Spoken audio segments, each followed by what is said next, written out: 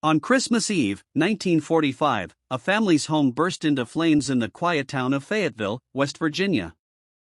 5 children were believed to be trapped inside. By morning, the house was gone, reduced to ash and rubble. But when investigators began to search through the ruins, they made a discovery that would turn a profound tragedy into one of America's greatest and most perplexing mysteries. Why were no remains found? Did these children truly perish in the blaze, or were they taken that night, spirited away under the cloak of smoke and chaos?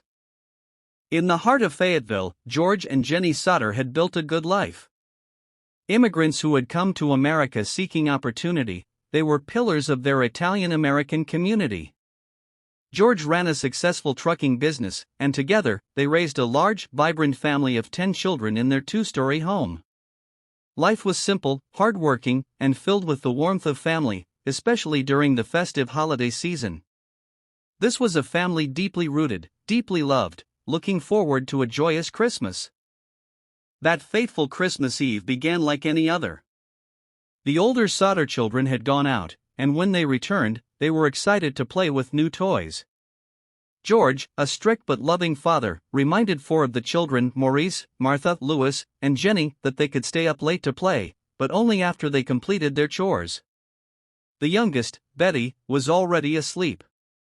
This small act of parental leniency, allowing them to stay up past their usual bedtime, would tragically become a key detail in the horrifying events that were about to unfold. Around 12:30 a.m., Jenny Sodder was awoken by a phone ringing downstairs. When she answered, a strange woman's voice asked for a name Jenny didn't recognize. Laughter filled the line, accompanied by the sound of clinking glasses, before the woman hung up. This was highly unusual. The Sodder family rarely received calls so late. Troubled, Jenny went back to bed, only to be awoken again shortly after by a loud thud on the roof and the peculiar sound of rolling. It was 1 a.m. What Jenny didn't know was that these strange occurrences were the prelude to an unfolding nightmare. Just minutes later, Jenny smelled smoke.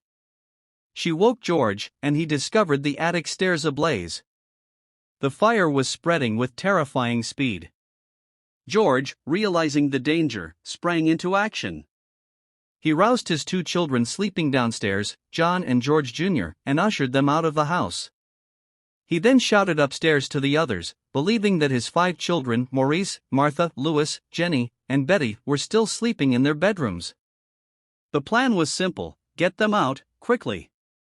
But the fire's intensity made immediate rescue attempts incredibly difficult. George Sodder was a man of immense strength and resolve. He quickly tried to use a ladder to reach the 2nd-story window where he thought the children were. But the ladder, which was always leaning against the house, was gone. Frantic, he then tried to move his 2 coal trucks to